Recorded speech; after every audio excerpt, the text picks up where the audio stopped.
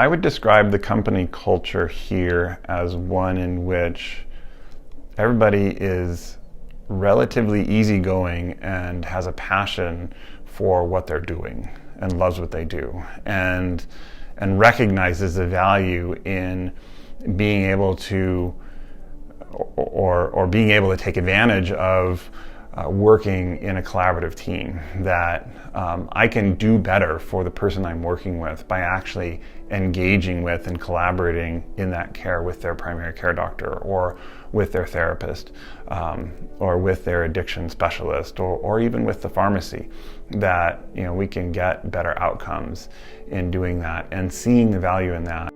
Getting into the sticky mess of mental health, that psychic pain that people go through can be exhausting, frankly. I mean, to really open yourself, to open your soul to what somebody goes through is a lot, and it requires a lot of personal self-care. It requires care between each other, that we can take care of each other. And so I think there's a lot of joking around and a degree of playfulness that comes, and we need that. We need that to be able to maintain our sanity and maintain our ability to be the best we possibly can be for every single person that comes through here. SAGE is needed in this community, I would say, on one level, just like every other behavioral health organization, that the challenge that we face, sadly, is that there is more need out there than SAGE has capacity for,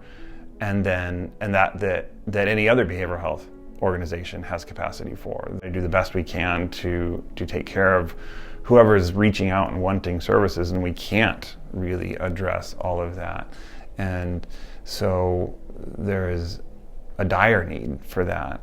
We at SAGE really focus at the severe mental illness population and the substance use population, that there are few, if any, other organizations that really will not shy away from treating what you might call the sickest of the sick, and to say that we really are willing to get in there and say, we're here for you. To the extent that we can, on an ambulatory basis, if this is just an outpatient clinic, the extent that we can actually provide that service and provide adequate enough support, we're not going to turn somebody away.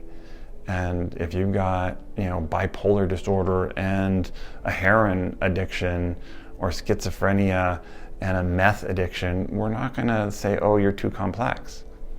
And we're going to say, no, let's figure this out. Let's work on this. But then we'll be honest as well to say, you need more to actually overcome this. You need more help than what we can provide. How can we collaborate then with other services that might be able to provide that support?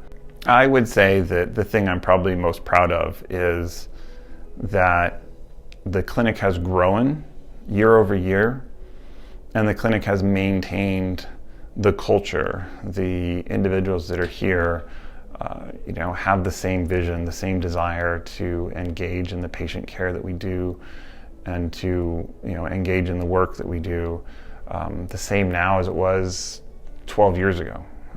And as a business grows, that is certainly a fear. That's a fear that I had, was, are we going to be able to maintain that same culture? Because that is vital to being able to deliver on our services, and that happened, and it's still happening, and that's a challenge we're facing now with COVID and people being home and providers being home, that we don't have the proximity from which we can nurture that culture.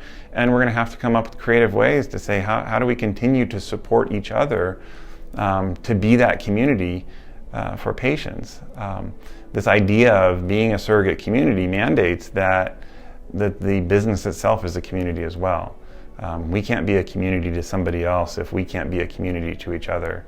And that's important then with this sort of decentralization of a business, of how do we maintain that community network so that we can continue to deliver on being a community to our patients, to our clients.